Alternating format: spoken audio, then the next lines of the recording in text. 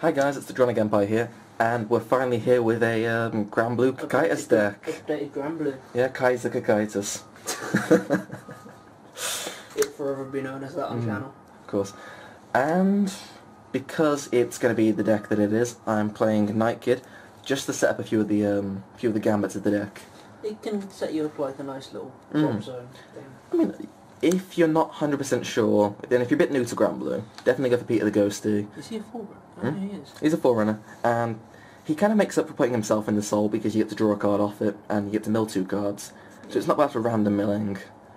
But for this deck, I need very specific cards in the drop zone for the deck to actually go off. So this guy works absolutely brilliantly for that when you don't have your components. Okay. So think of it more as a grade 3 searcher that's top 10 cards instead of top 5 cards. Okay, on to the main grade 3s of the deck. I'm playing 4 of the Cocytus Reverse, Emperor Cocytus, or Kaiser Cocytus you could say. And the skill of this, if you're not already aware of it, is lock 1 unit, mill 3 cards, and revive a unit which gains 3k, which is an amazingly cheap cost. And as a cross-ride, it's absolutely amazing because sitting on a 10k base playing Granblue and then jumping up to playing 13k base, it's pretty nice. I'll say that. And not too bad as a rearguard, I suppose, on 11k. No, 11k. I'm playing 4 because I found 3 to be a tad inconsistent. Like, I'll get Cocytus off, or I'll get this off, and most of the time I just struggle to get the cross-ride off. So playing more of these means I can re-ride later, or just have more chance to get it after superior riding Cocytus. Okay. And I'm only playing 3 copies of Cocytus, because I'm going to want to get this early to mid-game, where I've got 2 counterblast basically to use. And getting this off the superior ride definitely turn 3. Riding it any later than that is okay to push against cross rides for hitting 23 if you really need to. Yeah, because you just get that plus 5,000 at limit break. So this is the only way in the deck you're going to hit 23 on the Vanguard. Yeah. But ideally, sitting on the cross ride, playing it defensive, is probably the best way to go. Yeah. Unless you really want to go for a final turn push with this guy. Okay. So you've got options in that sense. And for anyone who doesn't know Cocytus' skill, obviously, it's Counterblast 2 when you ride it, and revive anything for free. Yeah, and limit break plus 5,000. Oh yeah, pretty handy for that as well. The only way you can hit 23, of course. And because I'm playing 3 Cocytus in the grade 2 ratio, I'm playing 4 of the ride chain. I say ride chain. Ride. Point is, if Cocytus is in the drop zone at any point, and your opponent's on grade 3, so you have to be a bit behind to use it, odds are you probably will get a Cocytus or reverse in your hand by that time anyway. But to help yourself set up the cross-ride a little bit better, having this guy in the drop, either using Night Kid's skill or using Chappie's skill, will help you net that cross-ride. Yep. Okay. So moving on to the tech choices for grade 2, because there are a lot. Dragon Corrode Corrupt Dragon. This guy gets 3k when revived, and he's effectively replacing this card right here, Ruin Shade. Because there's so much random milling in the deck, randomly milling 2 cards for Ruin Shade as well as Cocytus. You'll deck out very quickly. Yeah, you won't last much longer than turn 5.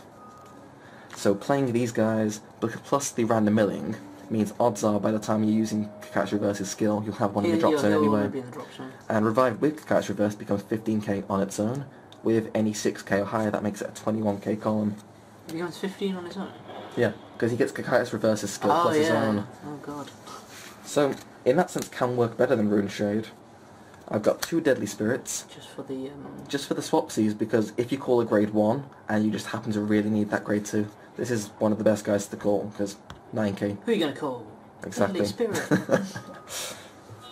I'm also playing... You don't want to burn down your soul too quickly, because obviously if you've got a cross-ride, you don't want to lose the cross-ride. And there are cards in this deck that can utilise the soul a bit in a more spammy sense, I suppose. Are there any ways to soul charge reliably other than the Forerunner?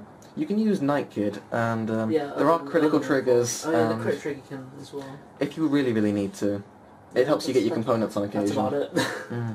But so you don't really want to burn the soul too fast. No, you're going to use this once per game tops anyway. Yeah, but it's reliable to have it there if you ever really need it. And final 2 tech choices. Final 2 tech choices are both 8Ks, Night Mist and Skeleton Swordsman, because they make... This guy makes a decent tech choice because he's easily revivable with Cocytus Reverse, and nets you extra guard.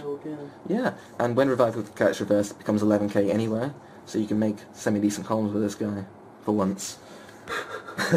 And Night Mist, because there's so much spare counterblast in the deck, you can actually afford to spam swap this guy. Oh yeah, because Cocytus reverse doesn't counterblast, does he? Yeah, no, it's amazing for that. You probably get 2 counterblast off Cocytus, and then most of the counterblasts for the rest of the game will be Night Mist, Night Kid, or Samurai Spirits. Spirit, yeah. Okay, so moving on to them grade 1s though. I got 4 of the Dandy Gyro-Marios. Great for when you're got the Night Mist and the what's it called, skeleton dude? Yeah, the skeleton guy. So these make 16k columns essentially. So, very handy for that. So the 8Ks are very important for that. So ideally, you want to get these on each of your back rows if you can. With Soul Blasting and Reviving, it's not impossible as well. You can set up your columns quite reliably. Yep. And yeah, 8Ks are generally great to ride defensively too. Pretty good turn ride. Ride. Oh, also, the only way to hit 21k in the deck with Cocytus Reverse is obviously to be cross-ridden and have the 8k behind them too. And the only way to hit 23 is so on effectively this is your 10k booster as well. Yeah, but the only way to hit 23 is on normal Cocytus. Of course. With that behind it. Which isn't too bad either, it's quite handy. No. 3 Samurai Spirits. I used to play 2, but now can afford to play more. So it's very handy because there's a lot of free counterblast in the deck, and odds are you're going to have one of these in the drop zone at some point. And you can swap like crazy. I have taken this card out for it because...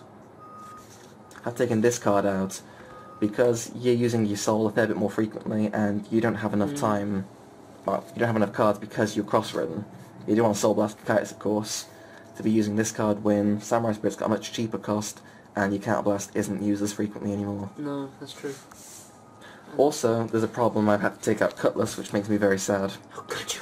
How could you? But the Soul Blast 2 cost, in comparison to this new card we have here, Sea Strolling Banshee, nets you basically the same advantage, but for 1 Soul Blast. Yes, it's true, having Cutlass means you can play him from your hand, so he's an amazing card to top deck at times, as well being able to swap him out for other cards too. But I've had to remove him because there's so many ways to revive cards in this deck that having a 6k, or possibly a 9k with reverse using the skill, means Soul Blasting 1 for drawing 1 instead of Soul Blasting 2 for drawing 1 instead. So I'm sorry Cutlass, but in this deck it's just works slightly better. And of course 4 Gustians, because if you don't get off your cross ride, of course, and Granblue generally being a mid-game deck, late game you're going to need these guys to defend yourself. Plus, couldn't hurt to swap them, I guess, if you ever really need to. I suppose, well actually, yeah, it could hurt to swap them because you lose a bodyguard. It's true, but if you've got like 3 in hand... Yeah, they can. And where are the triggers gone?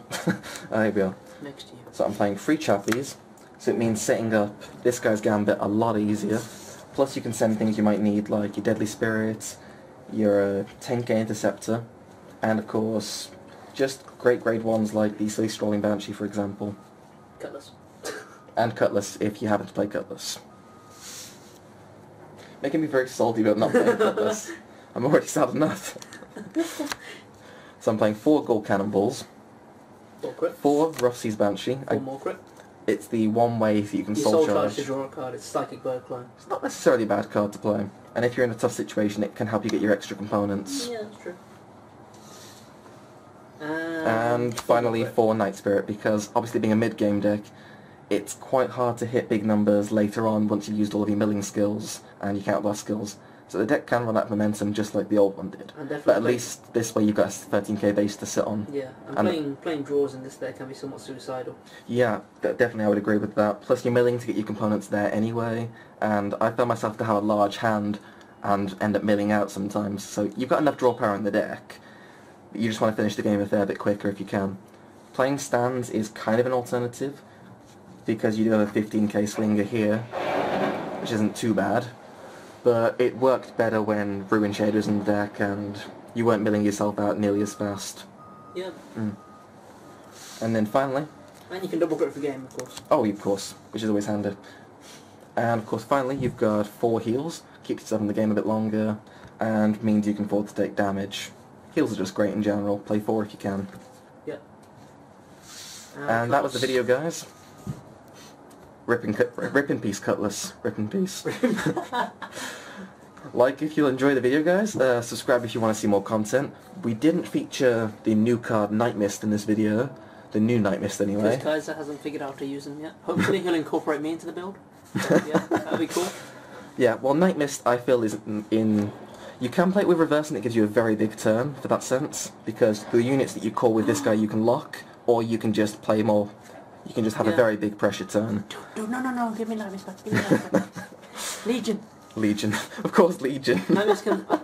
You can hold Cutlass as a sword. Oh, that's kind of cool, yeah. Anyway, I feel Night Mist works much better with the card we're getting from Pirates Collection 2014, although I will try and profile this with Cocytus Reverse, or generally a Defender deck later down the line, anyway, once I've done some more testing. But this was the Granblue Cocytus Reverse deck, Crossroad build. Like if you enjoyed the video, subscribe if you guys want to see more, and of course we'll see you next time. God damn it.